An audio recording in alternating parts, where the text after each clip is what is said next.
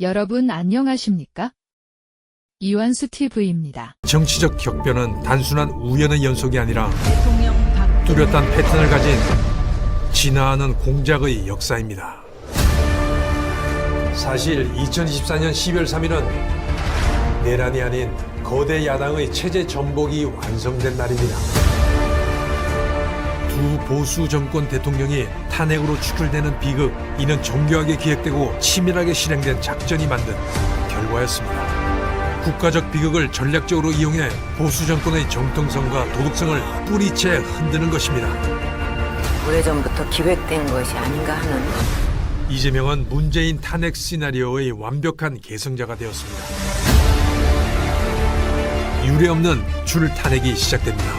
정부가 제출한 예산안을 야당이 단독으로 감액해 부정선거가 아니면 거대 야당을 만들 수 없고, 통계적으로는 조작이 아니면 나올 수 없는 그래프입니다.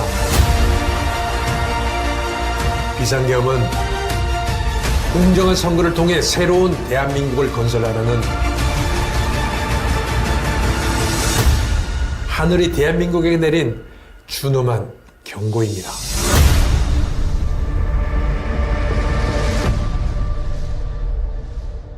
서 있는 분들도 보이죠? 네. 앞에 무대 인사하고 그런 모양입니다. 그 전석 매진이 다 됐다. 긴급 시사회 사진이네요. 이영동 감독이네요.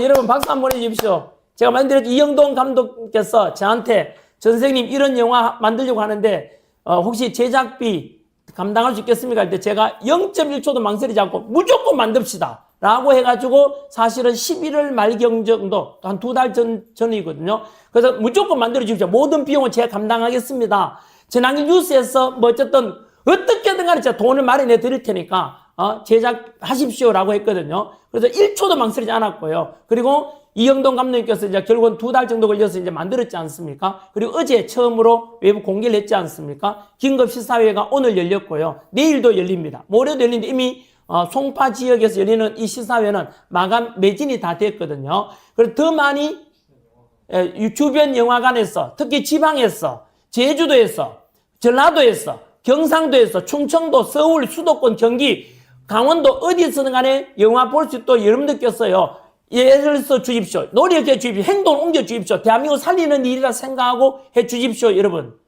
그래서 각 시집이나 메가박스나 롯데시네마에다 전화를 해가지고 이 영화 빨리 보고 싶다고, 이 영화 개봉해달라고 요청 좀 전화 좀 해주십시오. 할 수 있겠습니까, 시청자 여러분? 네, 저는 돈을 들여서 만들고요. 그리고 또 이영동 감독님께서는 이 영화 만들 목숨 걸고 만들었습니다. 여러분 농담 아니고요. 영화 딱 어제입니다. 저랑 문자 주고받은 거 말씀드렸지 않습니까? 이영동 감독님은 오직 이 이상하게 돌아가는, 아니 비상기업이 무슨 내란이냐고, 진짜 내란은 윤석열 대통령이 아니라 이재명이가 내란 우두머리 아니냐, 진실이 그런 걸 밝히는 말 그대로 다큐멘터리, 팩트를 체크하는 그런 영화가 됩니다. 우리나라 탐사보도 1인자가 이영돈 PD 아닙니까? 그래서 여하튼 이렇게 만드는데 이영돈 감독님께서 하시는 소감이 그겁니다. 저는 목숨 걸고 이 영화를 국민들께 바칩니다. 저는 평생을 PD의 길을 걸어왔는데요. 진실을 우리 역사에서 왜곡되지 않고 진실된 역사를 남겨놔야 되는 것이 다큐멘터리 PD로서의 사명이다라고 하셨습니다. 너무 감동적이지 않습니까, 여러분? 아무튼 네, 많이 성원해 주시고요. 또 혐의 내용은 말 그대로 지난해 2025년 1월 15일 날 윤석열 대통령 관저에 경호처가 있었고, 경호처가 윤석열 지키고 있는데 공수처라는, 즉 공수처 오동훈이가 있던, 그죠? 공수처장으로 있던 공수처에서 윤석열 대통령에 대한 관저에 계신 윤석열 대통령에 대한 체포가 있었지 않습니까? 그 체포하는 데 있어서 윤석열 대통령은 우리 전 국민들이 알다시피 당연히 이것은 잘못되었다. 과연 공수처가 체포 권한이 있느냐 없느냐부터 체포 과정이 불법 투성이었다는 것도 많이 알려져 있지 않습니까? 그래서 윤석열 대통령은 이런 불법 체포에 응할 필요도 없다. 경호처가 막았었지 않습니까? 하지만 공수처에서는 고발을 했죠. 고소를 했기 때문에 지금 재판까지 온 것입니다. 구체적으로 공수처에서 또는 국수본으로 옮겨갔죠.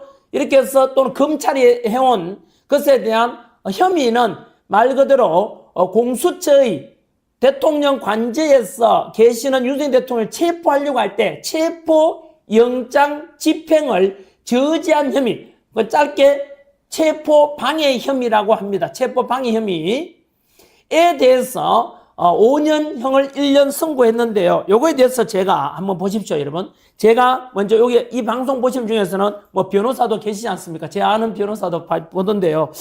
여러 변호사가 본다 하더라고요. 네.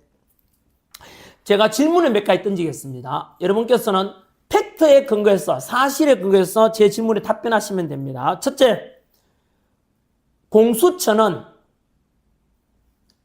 윤석열 대통령의 내란 혐의에 대한 내란죄에 대한 수사권이 있습니까?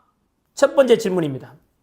두 번째, 판사가 입법을 해도 됩니까? 세 번째 질문입니다. 공수처가 경찰 지휘권이 있습니까? 네 번째입니다. 공수처가 영장 쇼핑, 다시 말하면 공수처의 체포와 구속영장은 중앙지법, 서울중앙지법에 청구해야 되는데 그게 기각되면서 쇼핑했죠. 이쪽 갔다 안 되니까 저쪽 가는 거죠. 서부지법에다가 체포영장을 청구했습니다. 이거 영장 쇼핑해도 된다는 규정이 있습니까? 자, 여러분 한 번 더 말씀드리지만 공수처법에는 제가 물었는 답변을 그대로 제가 또 하겠습니다. 공수처법에는 분명히 1번 공수처법 규정에는 내란 수사권이 없습니다. 두 번째, 공수처법 규정에는 경찰 지휘권이 없습니다. 세 번째, 공수처법 규정에는 영장 쇼핑권이 없습니다. 네 번째, 경호처, 대통령 경호처는 국가 원수 경호를 위해서 최선을 다한다. 사병화 한 적이 있습니까? 없습니다. 하지만 오늘 백대현 재판부에서는 금방 제가 이야기한 분명히 답변했지 않습니까? 없는 규정이만 있다고 이렇게 일방적으로 선고를 한 것입니다. 자, 첫 번째 잘못된 것은 자, 이미 TV 화면을 가지고 제가 말씀드리겠는데 첫째, 공수처는 내란 관련 수사권이 있다라고 선고해버렸습니다. 공수처에서 내란 관련 수사권이 있다라고 했는데 이건 잘못된 것입니다. 사실에 잘못된 거죠. 두 번째, 공수처의 서부지법 영장 청구는 관할 위반이 아니다라고 결정했습니다. 세 번째, 그 결과 5년을 선고했는데요. 이건 전부 다 백대현 판사의 잘못된 선고다. 사실관계에 어긋난 것이다라는 것을 저는 대통령제 변호인단도 이런 표현을 했습니다. 전혀 황당한 선고였다. 정치적인 선고였다는 것입니다. 체제전쟁은 누군가 대신 싸워주지 않습니다. 정치인도 권력자도 대신 책임져 주지 않습니다. 이 전쟁의 승패는 오직 시민의 각성과 참여에 달려 있습니다. 시민이 깨어나지 않으면 변화는 일방적으로 흘러가고 시민이 함께하지 않으면 자유는 너무 쉽게 무너집니다. 침묵과 무관심은 중립이 아니라 방관입니다. 대한민국을 지킬 수 있는 힘은 깨어있는 시민의 연대에 있습니다. 지금은 기다릴 시간이 아닙니다. 지금 이 순간이 바로 시민이 나서야 할 때입니다. 시청자 여러분, 지금 대한민국에서 벌어지고 있는 상황은 단순한 정치 논쟁이 아닙니다. 우리는 이미 체제전쟁이 한가운데에 서 있습니다.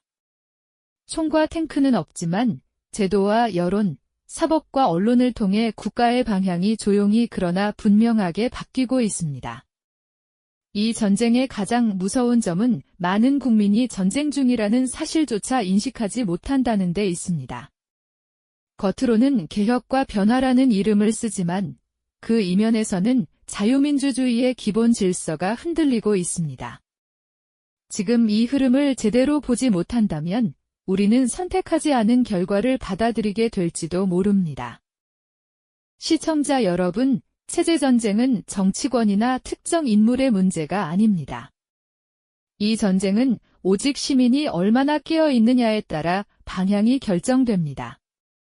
제도와 여론, 법과 언론을 통해 진행되는 체제 전쟁은 위에서 막아주지 않습니다. 결국 이를 인식하고 대항할 수 있는 존재는 시민뿐입니다. 시민이 무관심하면 체제는 조용히 이동하고 시민이 침묵하면 변화는 기정사실이 됩니다. 체제 전쟁은 타협으로 끝나지 않습니다. 깨어있는 시민이 연대하고 분명히 대항할 때만 멈출 수 있습니다. 지금 필요한 것은 기다림이 아니라 각성이고 기대가 아니라 행동입니다. 체제 전쟁은 오직 시민이 깨우치고 시민이 함께 대항할 때만 막을 수 있습니다. 이것이 지금 대한민국이 마주한 가장 분명한 현실입니다. 시청자 여러분, 전환길은 연봉 60억의 기득권을 스스로 내려놓고 지금 이 순간에도 미국 현장에서 시민과 해외 교민들에게 진실을 알리고 있습니다. 전환길은 전환길 TV를 통하여 올드미디어가 전하지 않는 진실한 뉴스를 직접 책임있게 전달하고 있습니다. 외롭고 힘든 길임을 알면서도 그는 꿈에서도 거짓말은 하지 않는다는 다짐으로 이 길을 걷고 있습니다. 이 싸움은 전환길 혼자의 싸움이 아닙니다. 진실이 침묵되지 않도록 시민 여러분의 응원과 기도가 필요합니다. 전환길의 목소리가 멈추지 않도록 구독과 좋아요로 함께 해주시기 바랍니다.